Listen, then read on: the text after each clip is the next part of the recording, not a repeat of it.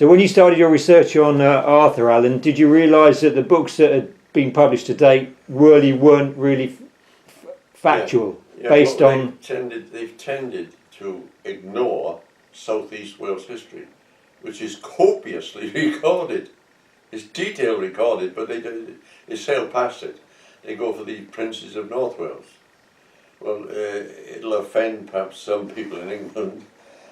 Wales was a kingdom. So you're saying there was no original research on the copious material that did exist? Yeah, you see, every king in Wales, when he acceded the throne, he usually made a land grant to the church.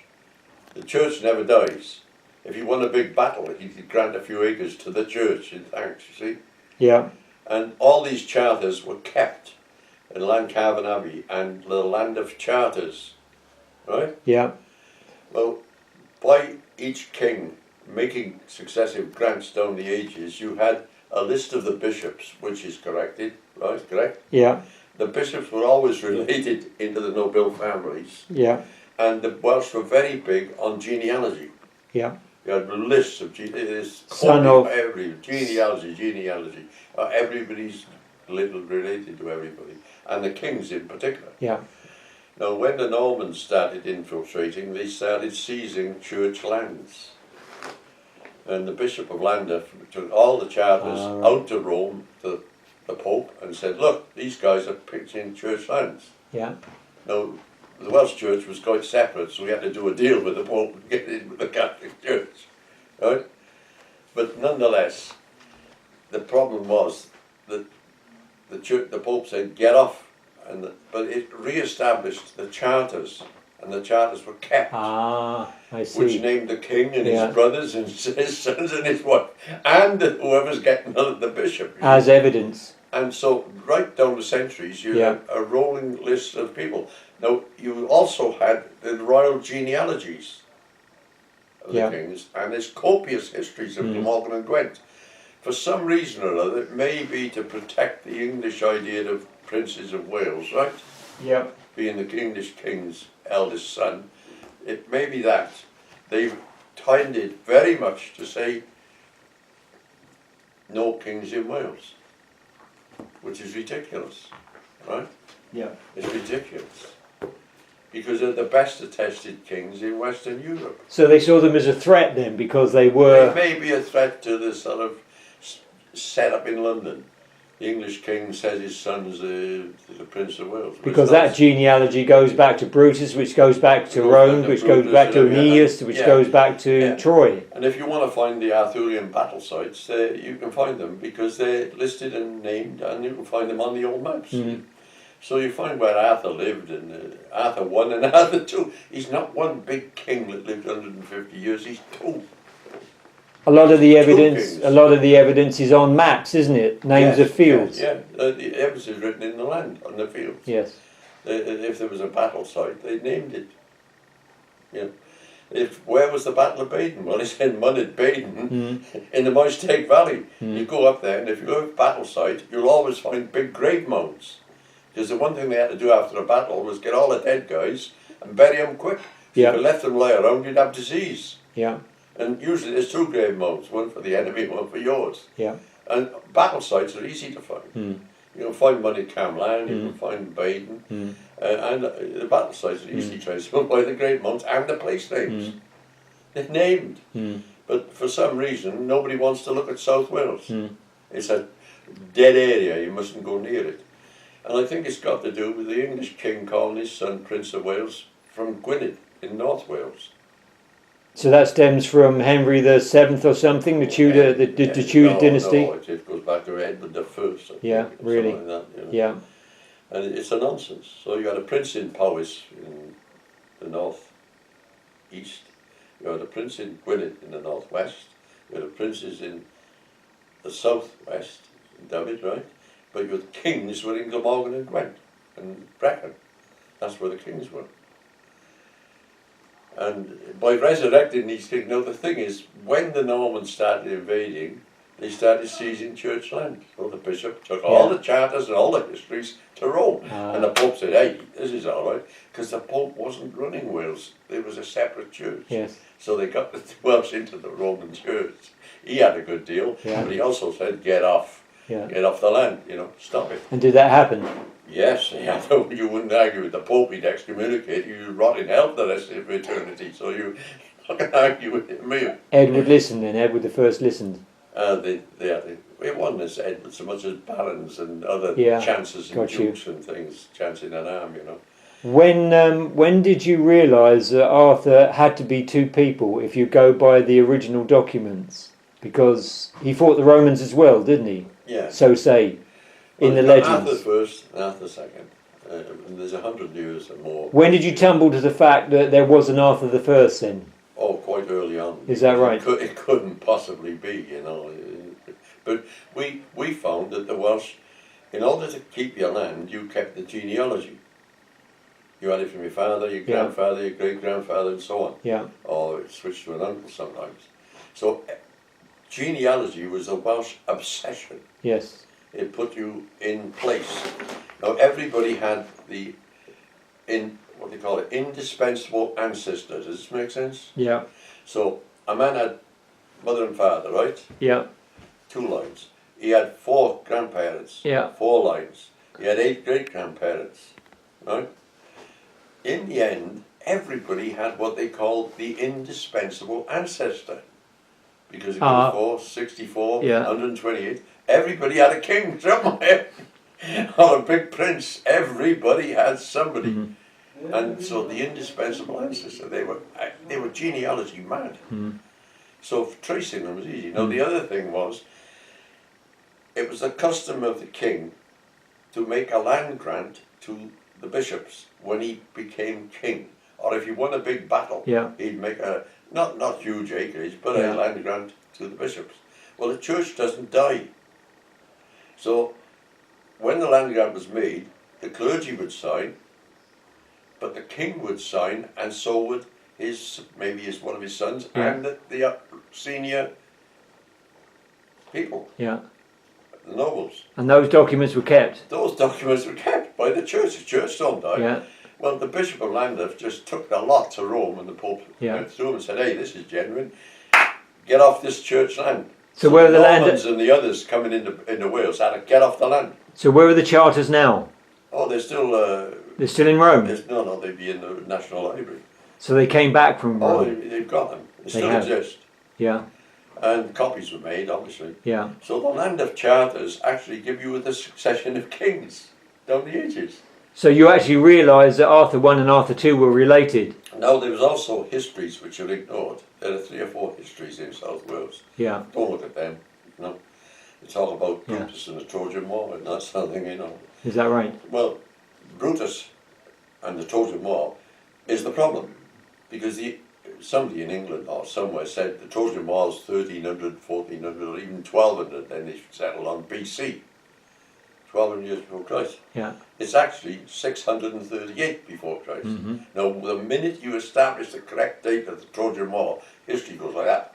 How did you establish 638 as the date for the Trojan War then, Alan? Oh, it was a long talk. We've written a whole book on it. Yeah. But nonetheless, it's through genealogies again. Is that right? And you've got all these, you see, it wasn't just the king had a genealogy, the various noblemen all kept theirs because they were related to the king. Yeah. So genealogy was a Welsh obsession. Yeah. And it's all there. Yeah. But they've also got histories.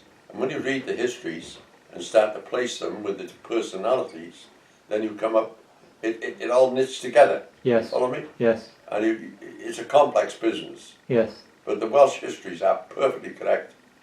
And when you do that, all the muddle of ancient history goes. Beautiful. So that has ramifications for Egypt as well then? Oh yes, ramifications all right. And the chaos in the chronology of ancient Egypt? Yeah, and... so you had to actually delve into that? Notations, you see. If you want to read the Egyptian writings, use Welsh, use Cymric. Ancient statements. And that's not an original thought by you, but people in the 19th century... People knew, yeah. So you just get the hieroglyphs, And you get the Welsh word, and you take the first 3 letters of it, usually on the root word, and then put them together. You can read you can read the hieroglyphs there. So the commonality was the vowels and the syntax. Is that what you're saying? Yeah, yeah. The syntax is different. See, an Englishman says, "You're a good boy." Yeah. A Welshman says, "There is a good boy you are," if you translated it. You know? Yeah, literally. And so the syntax is different. But we can read ancient Egyptian, yeah? Because their syntax is the same, is similar. Are they telling us that the Egyptians plastered their temples and everywhere else with writing that only a few geniuses could laboriously work out? I don't think so. Mm. They plastered their temples with writing that they could all read, who were educated, right? And that's how it is. Reading Egyptian is like that. Once you know the language is Welsh, Cymru. So the fact It's the same language. The fact that they're still using Champollion's interpretation of the translation It's of Mickey Mouse. It's Mickey Mouse. it's chaotic in terms of understanding hieroglyphics. Yes, but you can teach anyone to read the hieroglyphs with the Welsh dictionary, Welsh and English, right? You know, because the Englishman would want a Welsh dictionary, wouldn't he? So it's quite easy. Did you have to use because there was? Oh no, that was the ciphers. Llewellyn Sean. Sean. They pronounce it Sean. Sean. S-I-O-N. That's to do with Colburn, isn't it? Yes, there's a Colburn alphabet. And Colburn is not associated with ancient Egyptian. That you don't need. No, Colburn is a Welsh alphabet, and it means writing on sticks. Now, to write on a stick, you have straight lines because you cut it with a knife. Well, when they were fighting wars with the English, keeping the English grabbing everything all the time, they used to send messages around on sticks. Well, the English just thought it was a stick. But the Colburn is straight lines, you see. So you could cut it onto a stick. Was that a bardic technique for memorization as well? I don't know. But you don't know? I suppose so, but everybody could write Colburn. It's just straight lines. Did this originate with the clay tablets in... Did they use? Yeah, I think it would. I think it would have come from clay tablets. Because they found 2,400 clay tablets in somewhere in the Near East. Aye. Well, we were able to trace it back, and in Italy they've got Etruscan, and the Etruscans are refugees from Troy. Yeah. Right. And nobody can read Etruscan. Well, we can. We can read it like that. Yeah. Etruscan is we should get a Nobel Prize for that one. We can read Etruscan and to teach anyone to do it because it's the same language. Now, the same inscriptions, the Etruscans came from the Troy area, Trojans. Once you establish the date of the Trojan War, 638 BC, not 1200 and all that guesswork nonsense. Yes, yes. You can read Etruscan, you can read the inscriptions that remain in Western Turkey. But you also read the inscriptions in Britain. And there are inscriptions in America. Because Maddox sailed to America, didn't he? The Prince Maddox went to America. You became famous in disseminating this information about Colburn, and then you were contacted by people all around the world, weren't you? Yes. The Americans wrote to me, and Jim Michael got on a plane and came straight over from Kentucky. He said, "Oh, I've got to see you." He had photographs. These are all over Kentucky, the inscriptions, you see. Written in on stone, or where were they? On stone or on wood, yes. But in the Native Americans, I went out there and I met some of the Native American chiefs, you see. Yes. I spent 7 weeks out there. Yeah. And they were very welcoming and decent people. Yeah, they're lovely people, honest. Yeah. And they said out of their tribal records, which they've now been written down in modern times, said how a great race of white men came there in antiquity, way before Columbus. And it sometimes wasn't a peaceful coexistence, was it? No, not always. And so there are inscriptions in Kentucky on caves and walls. So what are the British? And the Native Americans say they went there. And the skeletons, you see, you've got to realise that bicuspid teeth and skulls are different. Native American skulls and teeth are different to European. So they know that's a European. And easy, So they even know where the battles were fought with these ancient white men. with swords and spears and no guns, like. And they dig up skeletons, and the skulls are European or Native American. So how comes the British were found in North America? What happened? Well, finally, they appear to have moved south and went south. Why did King Arthur? King Arthur left Britain. Why did he leave? Can we get to the 562 comet, Alan? Well, they knew about America, obviously, because his brother had gone there. Why did he go there? His brother, they were explorers. They'd been up to Greenland, they'd been to Iceland, and they had talked with the natives of further lands and so on. And one of his brothers sailed to America. And he came back after 7 years and they said, "What do you mean, you know? You can't see for 7 years." And he said, "There's this tremendous big country out there. Wow, you know." So they said, "What?" So they sent an expedition and they assembled 700 ships and sailed to America. And Arthur II, not Arthur I, went to America. And he died in America. Is this because they left Britain because of the devastation of the comet? Yes, 562. probably looking for other lands. Yes. Looking for somewhere to be, you know. So what happened to Arthur in the end, Arthur II?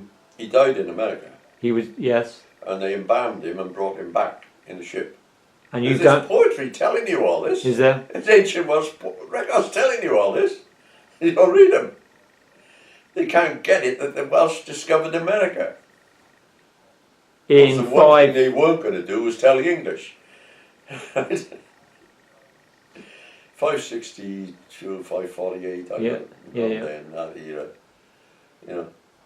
Yeah. And so you traced his return to the country as an embalmed body, and he was buried. His epic poem about it, and records of his bringing the ship coming back with him, and is that right? Being and they buried him. You know, they buried him, and big sadness. You know. So you've traced that as well, have you? Yes, you can trace where Arthur's. Well, there's two Arthurs mainly. Yeah. You've got to trace two of them. Yeah. One's in the Midlands. Yeah. In Warwickshire. Yeah. And the other's down in South Wales. Yes. Arthur first in the Midlands. He's 363, 368. Yeah. And he's fighting his wars then. Yes. He's the Arthur that went into Europe.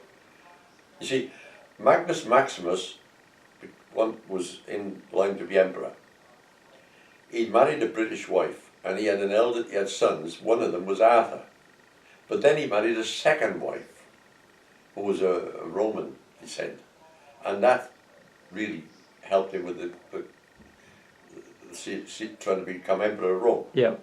So when he invaded Gaul, right, with the army, the general of the army was Arthur I. Mm-hmm. His son. Yeah, his eldest son. And he was fighting in Gaul from 383, I think, to 388, about then. Mm-hmm. And Magnus Maximus was briefly emperor of Rome. Arthur II is 6 generations later, a descendant. Yeah. Son. And he's the guy who fights the Saxons and the Angles and all those. So that's where that's solving the fact that Arthur fought the Romans and the Saxons. Yeah. There were two of them. There's two of them. Yes. And Caermelin is Camelot. No, it's Camelot is Caermelin. Mm. The Yellow Fort was the Golden Fort.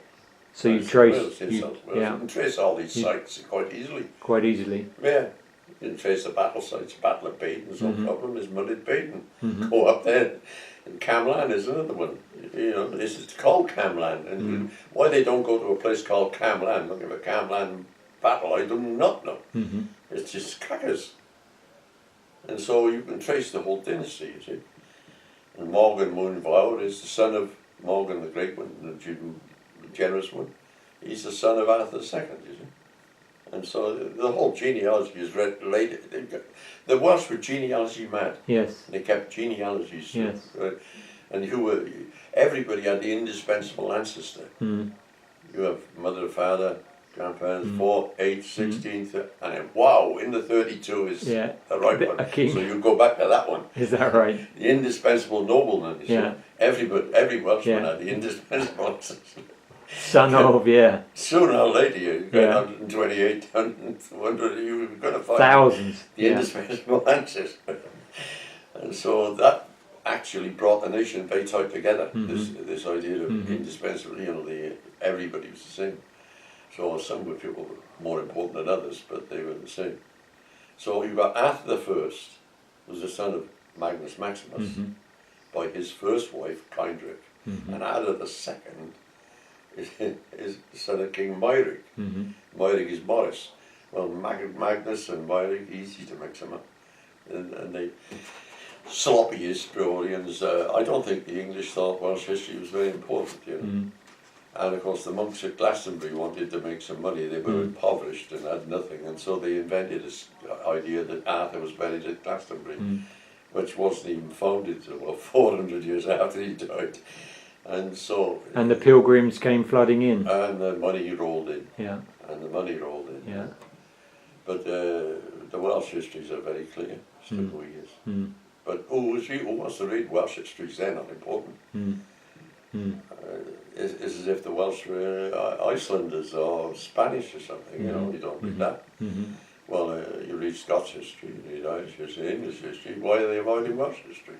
Well, you know why they are avoiding it. Like the plague, isn't it? There's people descended from King Arthur walking around today. Yes. Yeah? Yeah. Got to be. Oh yeah, they are. Well, some people have said yeah. It's crackers. There's not a mystery king in the south of England, and nobody, and there's no mystery about it at all. And the histories are very precise and very clear. The battle sites are traceable. I don't know what the problem is. And in your research, obviously, you discovered certain other elements that led you in other directions. For instance, the Ark of the Covenant. You read the stories of that, and theorized that perhaps it, when it left Jerusalem, when that was sacked, it actually arrived in this country, in Britain. Yes. So you've done research on that, and you've we know all about that. Yes. Yeah. Well, it opens up a whole vista. It doesn't open up one narrow channel. It just sort of opens up the entire history. And there is no mystery of the Ark of the Covenant. None at all. None at all. You published 9 books. You know where it is anyway. So what's the problem? So you published place names. Yes. Place names. Yeah. There's a place of the Ark. What are you thinking? Where's it going to be?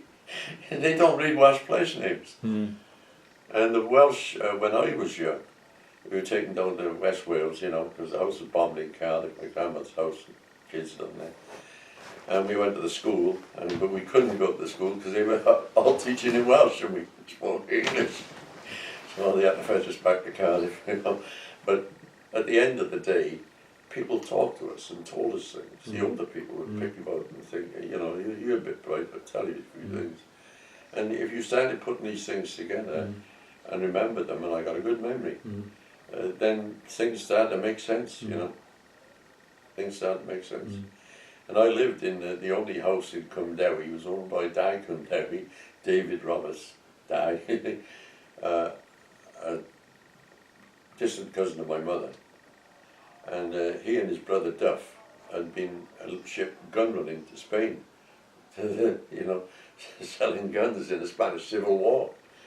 And they sold their guns to the wrong side in a box full of money, which is worthless, The wrong currency. Wrong currency. It's still one of the stories he had. The Scharnhorst, the German battleship, came up in a battle cruiser and tried to intercept them, and then suddenly fled, and then they're fleeing from us.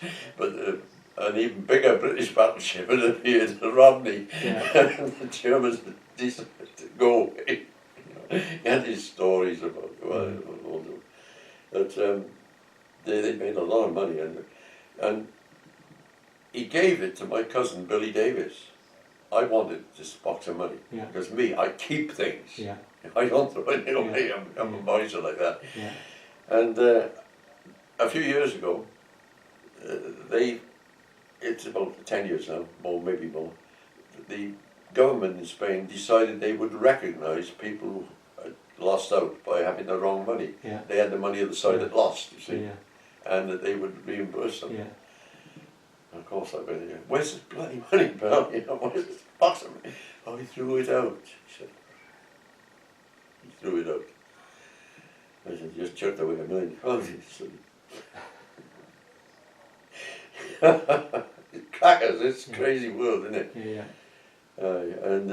But my great grandfather had a little ship, and a 3-masted ship, and that used to be moored in the bay. I got a photograph of it near the house. But maybe if you can find it, we can show it on the video later on. oh, I got a photograph. So it's yours, yeah, a bit later on then. Oh, yeah. 3-masted ship. Eh? 3-masted ship. Yeah. He had stories then, obviously. He had stories. Oh, they used to tell you the stories, you see. Yeah.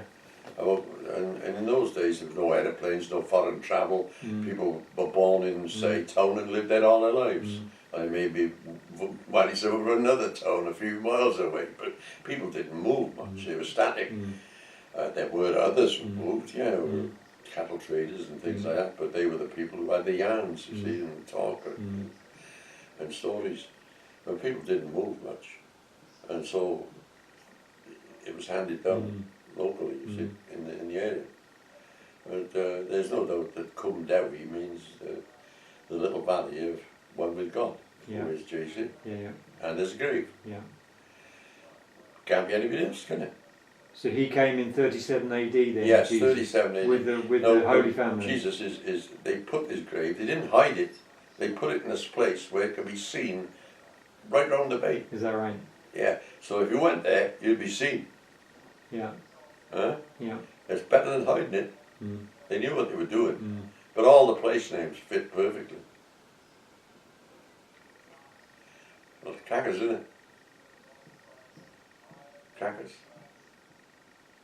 Bryn Henllan, the hill of the ancient or old church. I think I got touched by something down there. I don't know what, can't explain it. I don't know. Yeah. I don't understand say that, so I think people think I'm nuts. But I don't know. I've always been able to do these things. You've written 9 books. Have you got stuff that still got research that hasn't been published, Alan? Oh yeah. You have? Stacks. Stacks. Yeah. See, once you get the key, the best way to describe it, if you come along somewhere and there's a locked door and you can't get in, it's a padlock.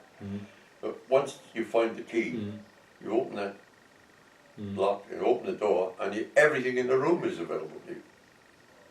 And that's how it is. And it's like dominoes. You do one thing and it opens up the next. And they do that and it opens up the next. And we sort of found the key. I talked to him about it years ago. He said, hey, let's go and do it. You know, because he was more do it than me. Yeah. Let's go and do it. Yeah. And so we did. We should. And of course, the academics, instead of saying, well, this is a good move, let's get in on it, but we tried to get them in on it with us. They protect their turf, you know, and a lot of them, I don't want to be derogatory, they're nice people, man, but they don't act nicely if you tread on their toes, like.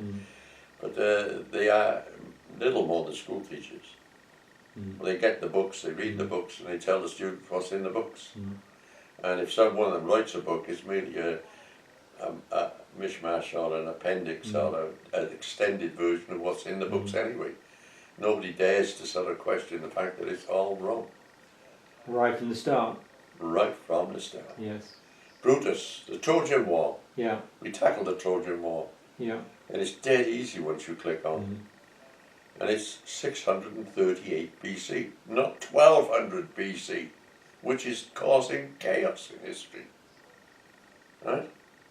Then we found all Welsh records that said, you want to read the Egyptian hieroglyphs, use Welsh. Yeah? It works.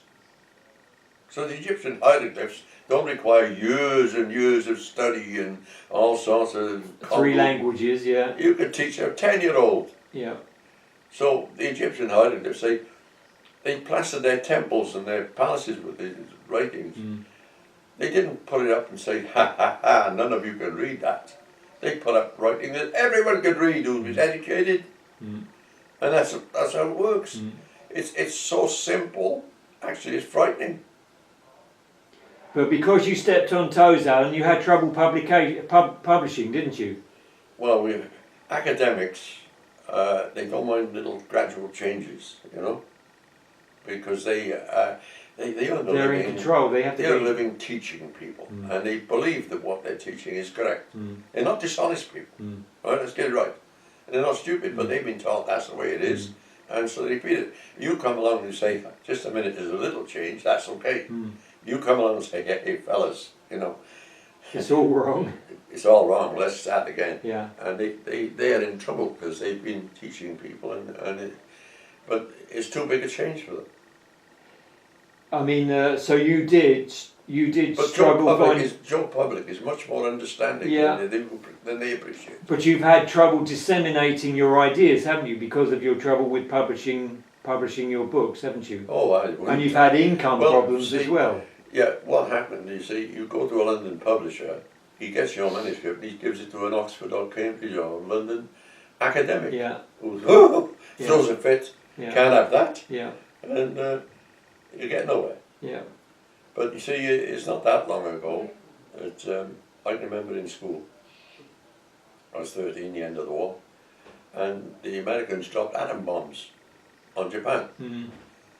And the chemistry master and physics master came in, the chemistry master did most of the talking.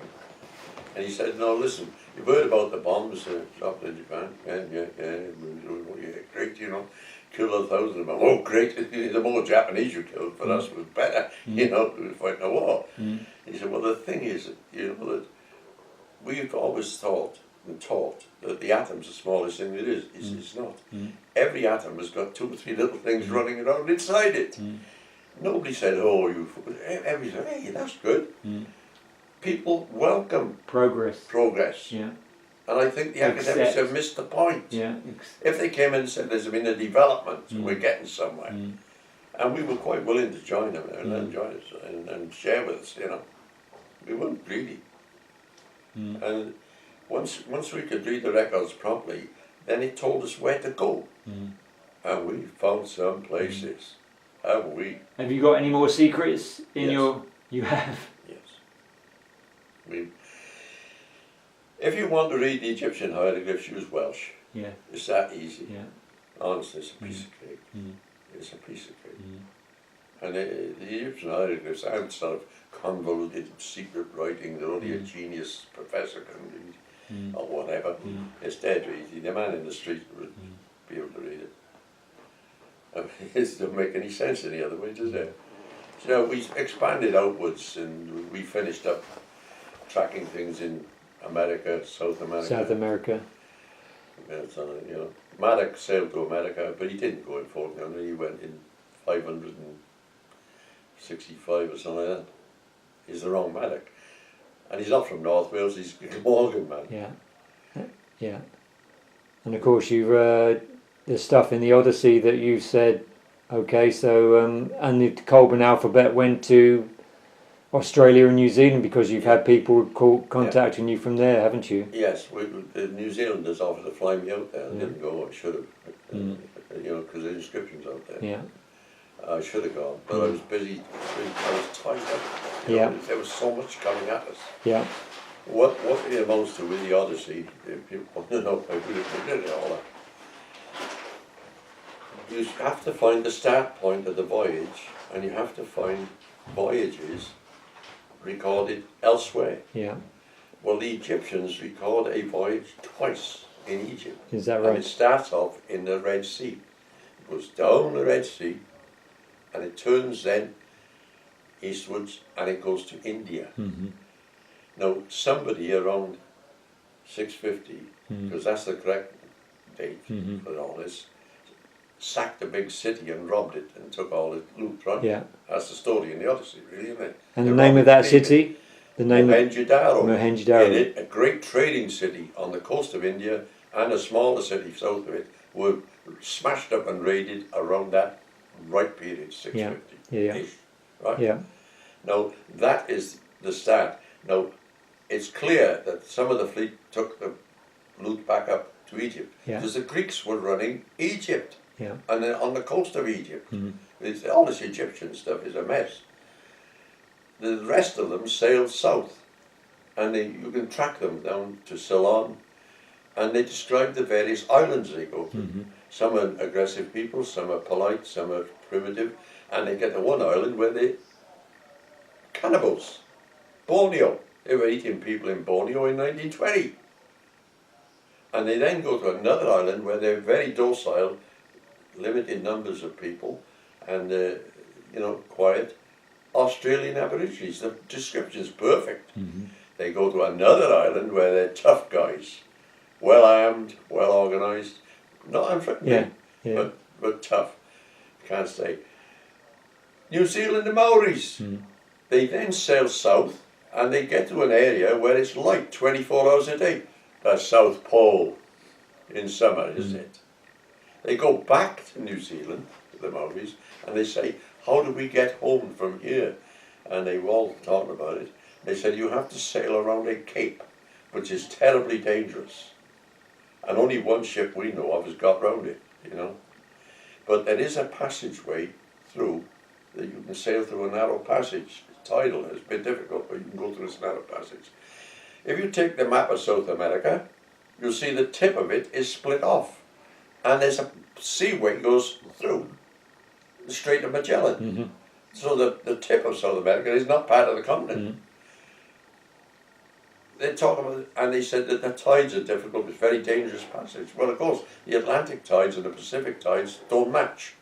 And it can be calm and it can be turbulent. So they take it, and they go through the Strait of Magellan. And they sail up to islands, Falklands. And from there they're guided again and they go home. Carry on. In other words, the Odyssey is a perfect description of a circumnavigation of the world. Now the experts have said, oh, they circumnavigated Africa. They circumnavigated the globe.